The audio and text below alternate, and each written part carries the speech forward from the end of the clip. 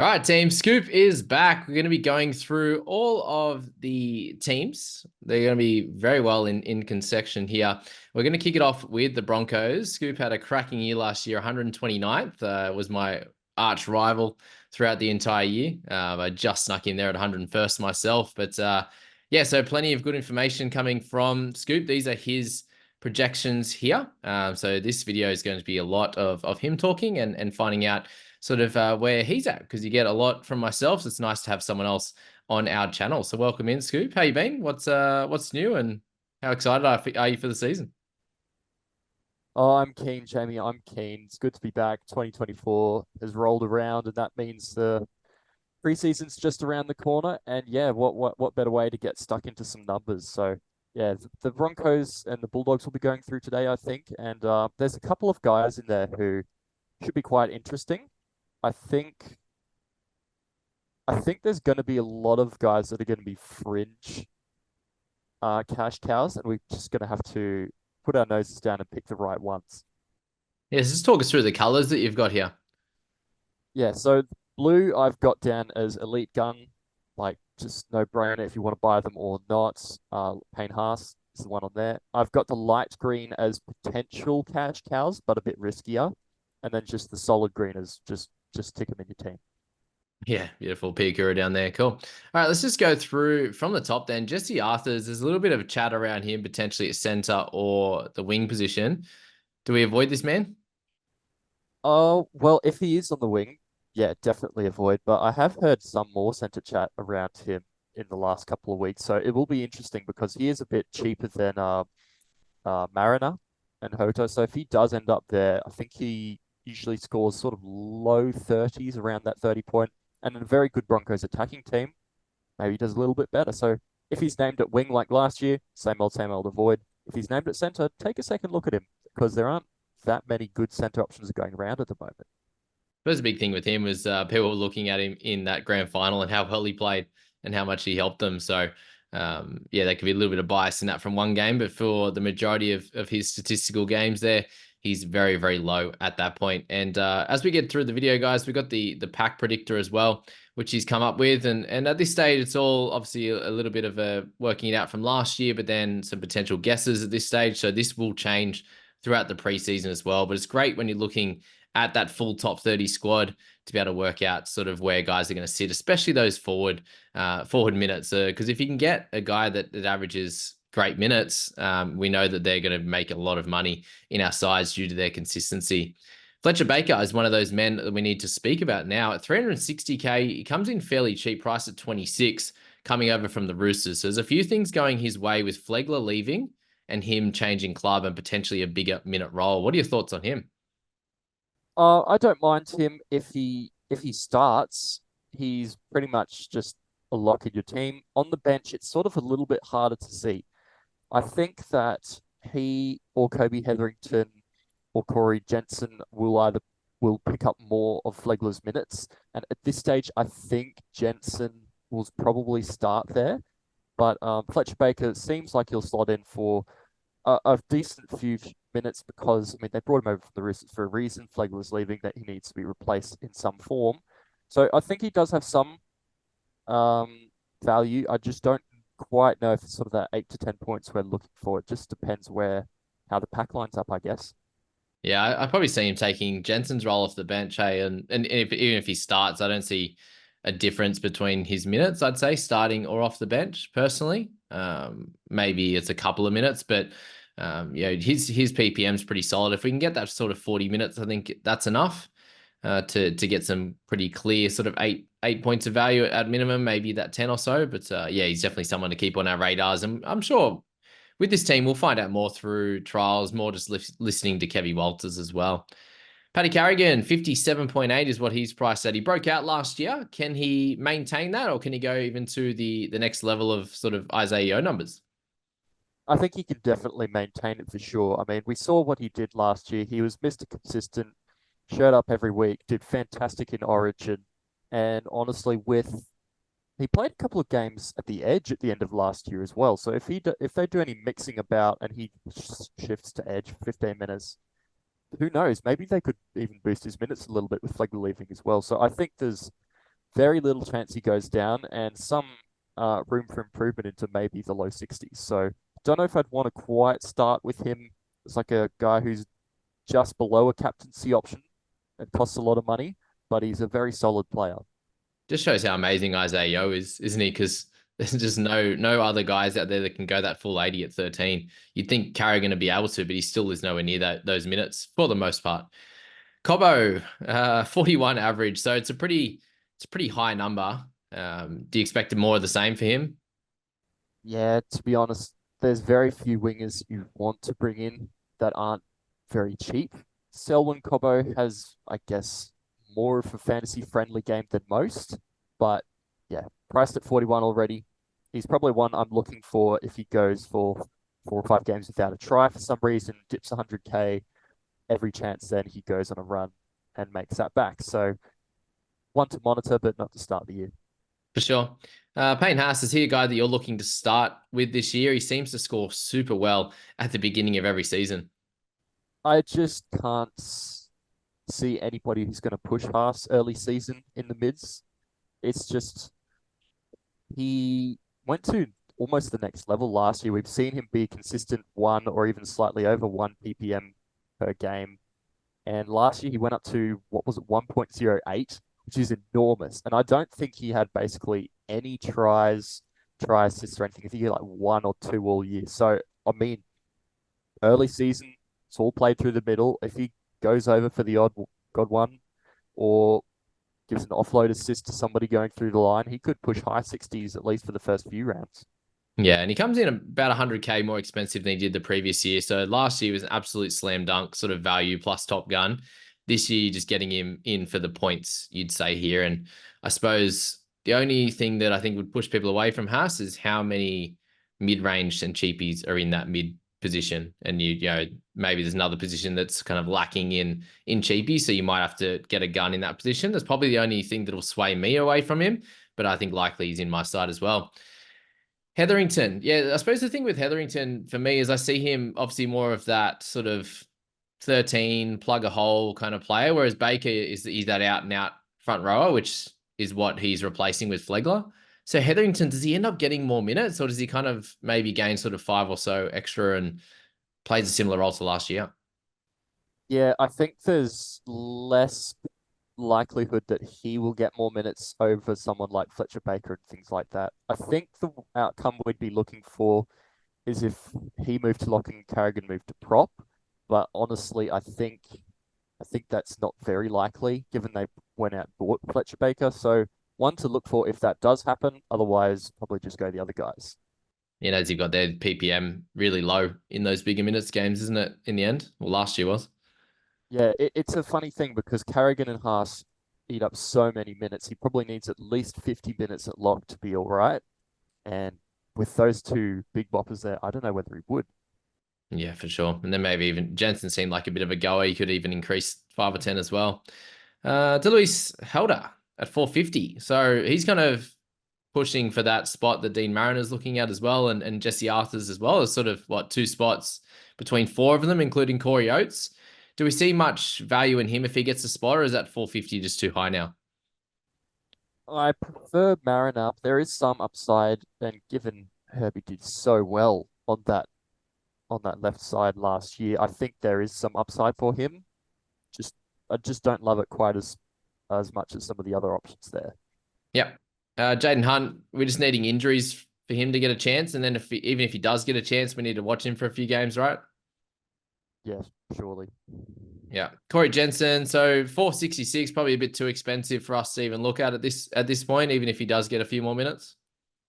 Yeah, I think he can push high 30s, but I really don't see anything more than that. He's not, I think he's like 29, so like if he hasn't nailed down as a gun spot by then, I think they're sort of looking more towards the future, even though he'll be there for a while. I don't think they'll go and look to use him for 40, 50, 60 minutes compared to guys like Fletcher Baker as they move into the next few years. Yeah, just need to do a job.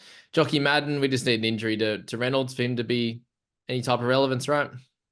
Yep. And he's already priced quite highly for some of the games where that did happen. So I think he'd need a bit of a run. in order to do that. So at this stage, just don't even worry about it. Yeah. Ezra Mam, there's a few people speaking about him. Obviously, again, recency bias based off his amazing grand final, but he's at 450K. He's super cheap, but can you explain why he's at for 450K for those that are kind of newer to the game? Yeah, Ezra Mam is a perfect example of some of these players who do the one percenters, find these holes, have amazing insight into the game, and help their team perform amazingly, but don't dominate the stats sheet. So if you go to footy statistics or something like that, you'll see he averaged 32 this year, which seems pretty low for someone who had a fantastic year. And the reason for that is Reynolds did all the kicking. He had no goals, and because of his size, he actually had a reasonable amount of missed tackles to go along with his flashy attacking plays. So honestly, there's not a lot of base to work from and not a lot of ceiling that you can get for someone unless they go out and score like a double and break through the line a few times. So he's got a couple of high games, but he's also got quite a few low games in him that just makes him not really that interesting from an actual fantasy perspective. Yeah, the only time he went over 50 was when he got a double, and then his other double was 49. So, yeah, that's not very nice to look at, that's for sure, with Ezra. So I think we're avoiding him very clearly on that front. Even if he does score tries, it's still not going to be much more than a 30-odd average. Dean Mariner, give us your thoughts on him, as a lot of us are likely to have him if he's named in the center or even on the wing, I'd say. Wing, maybe not. But yeah, give us your thoughts on him. I think he's a pretty good option and a reasonably safe option due to his ownership if he does start center. There is definitely some upside. He's got a reserve grade average that's pretty good for a center. He's a reasonably good tackle breaker. He's on that dominant left edge Broncos highly attacking team. But I mean, it's really hard to expect a keeper center average for somebody who's only just getting started in the NRL. So I think he has upside. I don't know if it's quite as much as we probably want, Mhm. but with so many of the other people going along with it at this stage, if he does fire for some reason, you're really, really falling behind the eight ball. Yeah, for 450. If he scores anywhere near some of the keeper level guys, you're in strife. And I suppose that's the main issue, is that he's in such a good team. If you do want to fade him, that he's going to get those opportunities to score, like outside Walshy, outside Man, on that left hand side. It would be too hard to miss with the center and the wing fullback duel as well. Yeah, it'd be very tough to leave out. Moser, he's probably third or fourth in the pecking line, so we'll leave him out at this point, right? Corey Oates as well, even if he does get the spot, we're kind of just hoping that he doesn't for a fantasy sense. Corey Pakes, again, what, second, third even, I'd say, after Smoothie now in the pecking order, so avoid. Jordan Pereira, I love this man. I can't believe they've priced him at 688, and you've got that in Uh, there as well. it's quite funny actually because there's some players they've given discounts for playing 6 games or less, and there's some players they go, oh, they might score really well this next year. We won't give them that discount just so that they're not like humongously owned for some reason. But Jordan Pereira's probably one of those funny ones that slip through the net, just doesn't look like playing very Yeah. much, and they haven't discounted him. So 688K, even if he doesn't play, please don't buy him. He'll probably drop 200K and you'll be kicking yourself. The thing is, though, he's so good that even, yeah, he could average 50 when he gets a game. Like, his base stats are incredible, and if he scores a few tries, like, there's a reason he averaged 50 last year, right? But and has like been a 40 plus guy in the past. It's hilarious that yeah, that's one of the ones that they let through the keeper. That's for sure. Your thoughts on Piakura, mate? Piakura is one of the few slam dunks this year. There's not a lot that can go wrong with him, I think. So you've got Kurt Capewell moving over to the Warriors. That opens up an 80-minute slot on the Broncos edge. He's not going to set the world on fire in fantasy. There's edges that do more tackle breaks and can average in the 50s. He's not one of those players, but he's priced at 29. It's going to take an absolute nightmare for him not to make good money. It's just low risk, high upside. So put him in your team. Yeah, under 400 just looks so pretty, doesn't it? Adam Reynolds seems to be a guy that he does lure a few people in, doesn't he, at different times in the season, but he's very much just sits around that 50 average. What are your thoughts? He's one of those guys that is both good enough in the points to suck you in, to think you're doing well, and big enough name that a lot of people who aren't experienced will go out and buy him.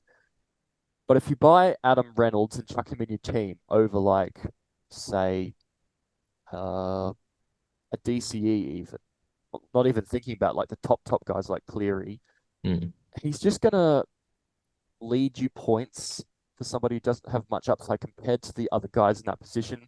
And he's really only someone who you might maybe want to put on your bench in your final team, but really there's a lot of other better options in other positions or better options that score better in this position that you just want to buy instead. Yeah. Jordan Ricky, do we see any improvement on him? He did start playing better, I think, in general footy last year, but still hit that 41 average. Just leave him out. Yeah, it's going to take a change to his game to become more fantasy relevant. If it's in the same role as for multiple years in a row, it's not much value. Yeah. Tristan Saylor is their backup fullback. So we saw him score well at average of 40 last year. Even if he does come, if Walsh does happen to get injured, he will be the man, and he's too expensive at 550. So bit sad, but not gonna happen. Smoothie at 278K, being the second hooker in this side after Billy Walters. Is he an avoid even at that price of 278 with sort of 30 or so minutes? Yeah, look, there's two positions from the bench that you should almost always avoid in fantasy, and only one that sometimes works. The two that you should avoid are bench hookers that play for like 15, 20 minutes, like Storm bench hookers, and your Corey Pace type, Tyson Smoothie types, and bench edges. They just don't have the work rate or the points to score any sort of value, and the middles are really the only ones you ever want from the bench, to be honest. So just let Tyson Smoothie through to the keeper. Yeah, it's great to know. Thank you. Katoni Staggs at 551, the roller coaster that he is. Any thoughts on him?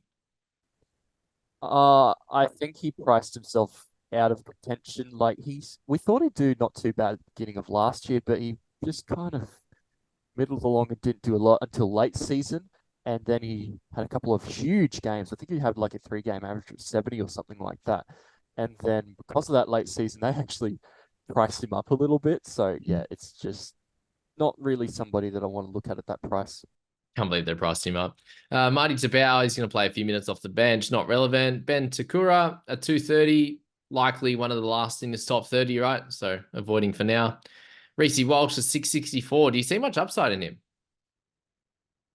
I think there is upside to be had. I think we saw what Ponga could do late in the season when you've got a very good attacking fullback who has some good defense as well. Walsh has got that sparkling upside who can make you 35 points in 10 minutes, but can then also go missing for parts of the game stats wise and also make a few errors. So if he does learn over the next year or two to become more consistent and an accumulator, he will be one of the best backline players to own in the game, bar none. But at the moment, I think we need to see that from him before I want to get on to start the year. Yeah, that's fair. Billy Walters at 454. He's actually owned by a few people, strangely enough. The price point, the minutes, is he an avoid? Yeah, he's just not got enough money in him. He might have a couple points. He played more minutes at the back end of last year. It was quite an interesting trend, but even though it's interesting, 3 points is not enough. Yeah, that's fair. And Xavier Willison to finish things off. He's a little bit higher in the pecking order than a few of the guys we mentioned, but 263K. Does he, again, just need too many of the guys to get injured? Yeah, I think he's probably my 17th guy on the Broncos bench for mine. So he's ahead in the pecking order of a lot of them. Yeah, needs a few injuries to become reasonably relevant. So if you look at what I've got down here for the Broncos pack predictor, we've got Jensen absorbing a few of those missing minutes from Flegler, and Baker sort of moving into that Jensen role. I can't see Baker getting too many more minutes than that unless they really just decide to use the youth instead of Jensen.